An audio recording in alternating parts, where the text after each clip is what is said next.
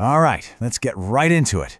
Today, we're going deep on one of the most crucial ideas in Robert Greene's The 48 Laws of Power.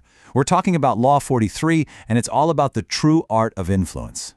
But first, let me ask you something. Have you ever been in a situation where you're trying to convince someone, and the more you push, the more they just dig in their heels?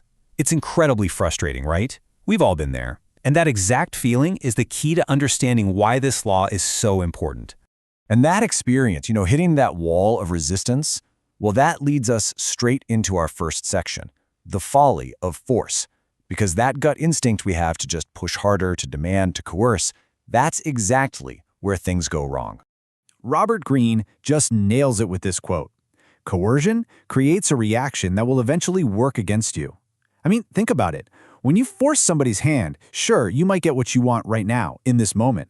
But underneath the surface, you're planting seeds of resentment. And trust me, that resentment always finds a way to grow back and work against you later. It's kind of like that old Aesop's fable about the wind and the sun. You know the one? They make a bet to see who can get a man to take his coat off. The wind goes first and just blasts him with everything it has, pure, raw force. And what happens? The man just clutches his coat even tighter.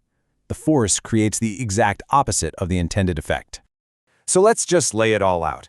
Using force, it breeds resentment. It creates resistance.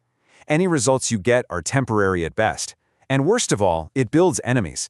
It's just a sloppy, dangerous way to get things done. And you'll notice the right side of this slide is totally blank. That's the problem we're about to solve. What's the alternative? And that brings us to the solution, the much smarter strategy that Greene lays out, the art of seduction. And just to be clear, we're not talking about romance here. We're talking about a very sophisticated, very powerful form of psychological persuasion. This entire strategy is perfectly captured in what is truly one of the most important laws in the entire book.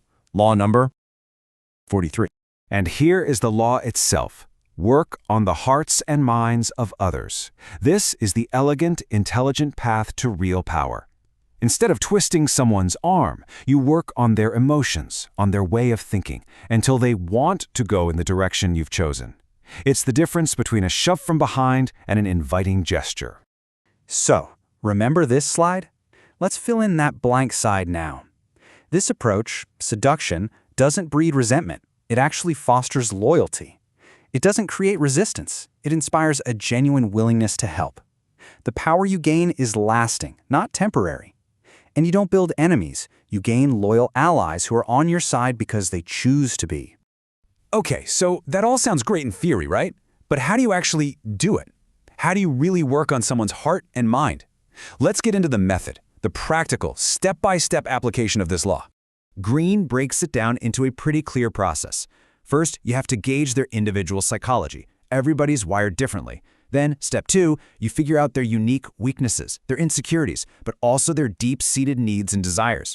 And finally, the most important part, step 3, you appeal directly to their own self-interest. So imagine you need your skeptical boss to approve a risky project. Ramming it through won't work. Instead, you gauge their psychology. They're cautious, but they also really want to look good. You identify their need, a big, visible win this quarter. So you frame your project not as your great idea, but as a low-risk way for them to get that win. See, you're working on their mind. I absolutely love this metaphor from the book. You don't kick the door down. You don't try to pick the lock.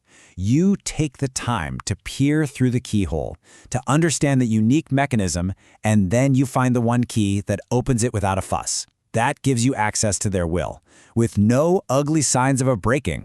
When you boil it all down, it comes back to this one simple truth. Self-interest is the strongest motive of all. Seriously, stop trying to appeal to people's sense of gratitude or logic or kindness. If you can clearly show someone how doing what you want benefits them, how it helps them get what they want, you have found the master key.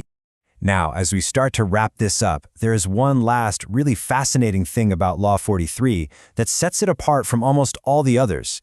It has a definitive, totally unbreakable rule. And here it is. See, for most of the 48 laws, Greene offers a reversal, a time when it's actually smart to do the exact opposite of what the law says, but not for this one. For Law 43, he is absolutely clear. There is no possible reversal. Persuasion is always better than coercion in the long run. Creating willing partners is always superior to breeding resentful enemies. There are no exceptions. So I want to leave you with this question to think about. In your own life, at your job, with your family, in your negotiations, where are you being the wind? Where are you trying to get your way with brute force?